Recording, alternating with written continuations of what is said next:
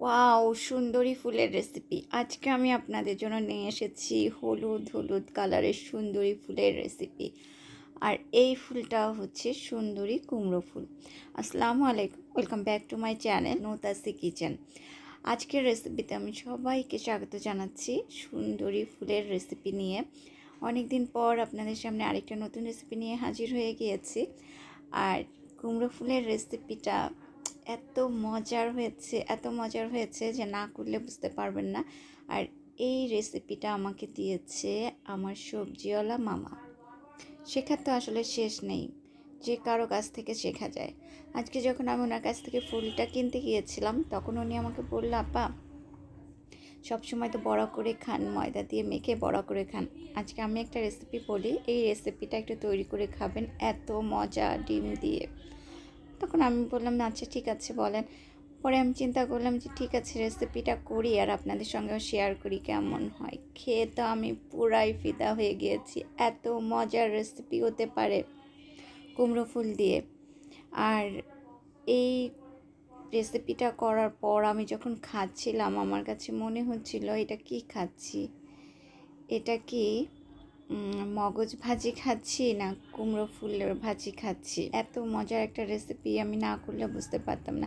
যাই হোক, আমি কুমড়ো ফুলগুলোকে কিন্তু কেটে নিয়েছি। আমি যেভাবে কেটেছি আমি কিন্তু প্রথম দিক থেকে সেটা দেখিয়ে ফেলেছি। এখন আমি কুমড়ো ফুলগুলোকে পরিষ্কার করে নিয়েছি এবং খুব ভালো করে পানি দিয়ে কুমড়ো ফুলগুলোকে কিন্তু ধুয়ে নিতে হবে। একটু ভালো করে ধুয়ে নিতে হবে, যেহেতু একটু ময়লা থাকতে পারে। আর ভিতরের ওই যে একটা লম্বা ডাঁটার মতো থাকে, ওইটা কিন্তু ফেলে দিতে হবে, একদম গোড়ার থেকে কেটে নিই। এরপর খুব ভালোভাবে ওয়াশ করে নেওয়ার পরে এখন আমি এই কুমড়ো ফুলগুলোকে কিন্তু একটু ছোট ছোট টুকরো করে কুচি করে কেটে নেব। যেভাবে আমরা শাক কাটি না, ঠিক সেভাবে করে একটু কেটে নিতে হবে। আমি দেখাচ্ছি আপনাদের কেটে নিয়ে। এই যে আমার কাটা হয়ে গেছে কুমড়ো ফুলগুলো। ফিরে এলাম কুমড়ো ফুল কুচি করে নিয়ে, আর ঠিক এইভাবে করে কুচি কুচি করে নিতে হবে। আজকে আমি আপনাদের সম্পূর্ণ ভিন্ন ধর্মী একটা রেসিপি দেখাবো কুমড়ো ফুল দিয়ে। চলেন তাহলে তৈরি করে নিই। আর এর সঙ্গে লাগছে আমার 2টা ডিম। আর রেসিপিটা তৈরি করার জন্য আমি চুলায় একটা কড়াই বসিয়ে দিয়েছি এবং তাতে দিয়ে দিয়েছি পর্যাপ্ত পরিমাণে তেল। আর এদিকে আমি কিন্তু ডিমটাকে ভেঙে নিচ্ছি। আমি একটা ডিম দিয়েই করছি। আমি ভেবেছিলাম 2টো ডিম লাগবে, কিন্তু একটা ডিম বড় হওয়াতে এই একটা ডিমেই হয়ে যাবে। আর এই তেলটা যখন গরম হয়েছে, আমি কিছুটা আস্ত জিরা দিয়ে দিয়েছি ফোড়নের জন্য, আর দিয়ে দিলাম শুকনা মরিচ কুচি করে কেটে। এই দুটো যখন একটু ফোড়ন দেওয়া হয়ে গেছে, তখন এই ডিমটাকে ফেটে নিয়ে এর ভিতর আমি ডিমটা পুরোটাই ঢেলে দেব।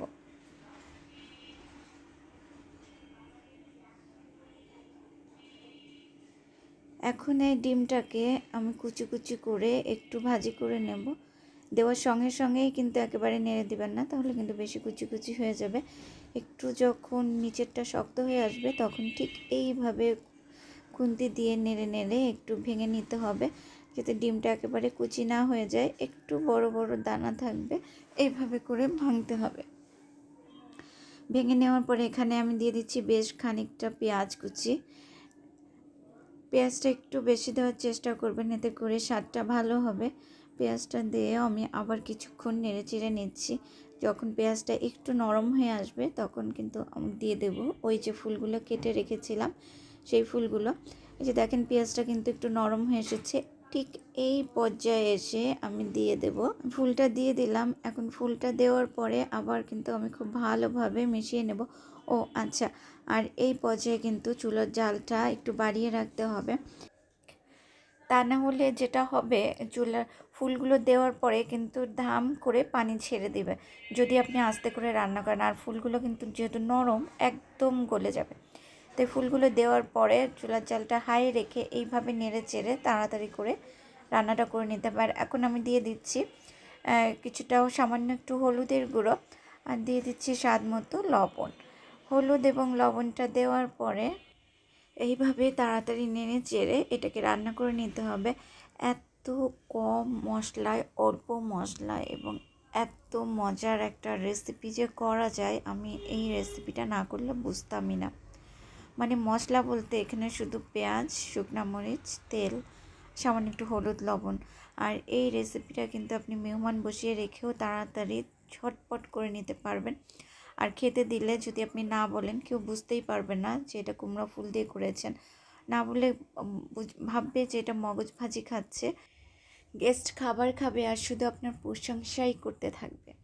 আর আমার এই রকম সহজ এবং কুইক রেসিপি যদি আপনারা পেতে চান, তাহলে কিন্তু অবশ্যই আমার চ্যানেলটাকে সাবস্ক্রাইব করতে হবে এবং পাশের বেল বাটনে ক্লিক করে রাখতে হবে, যাতে সবার আগে নোটিফিকেশনটা আপনার কাছে পৌঁছে যায়। আর অবশ্যই কিন্তু ফ্রেন্ডস অ্যান্ড ফ্যামিলির সঙ্গে শেয়ার করবেন। আর কমেন্টস করতে কিন্তু ভুলবেন না, কারণ আপনাদের কাছে আমার ভিডিওগুলো কেমন লাগছে কমেন্টস করে না জানালে কিন্তু আমি জানতে পারি না। আর এই যে হয়ে গেল কিন্তু আমার একেবারে সহজ রেসিপি কুমড়ো ফুলের ভাজি। আমি এখন একটা বাটিতে সার্ভ করে দেখাচ্ছি কেমন হয়েছে। ভাজিটা দেখে নিশ্চয়ই বুঝতে পারছেন কেমন হয়েছে, কারণ কালারটা এত সুন্দর হয়েছে, দেখতে এত মজা হয়েছে, আর খেতে তো অসাধারণ হয়। গরম ভাতের সাথে আপনি অনায়াসেই 2 প্লেট ভাত সবার করে দিতে পারবেন। এমন একটা রেসিপি আজকে আমি আপনাদের সঙ্গে শেয়ার করলাম। আশা করছি রেসিপিটা আপনাদের কাছে ভালো লেগেছে। আজ তাহলে এই পর্যন্তই। সবাই ভালো থাকবেন, সুস্থ থাকবেন এবং আমার জন্য দোয়া করবেন। আর অবশ্যই আমার চ্যানেলটাকে সাবস্ক্রাইব করবেন। আল্লাহ।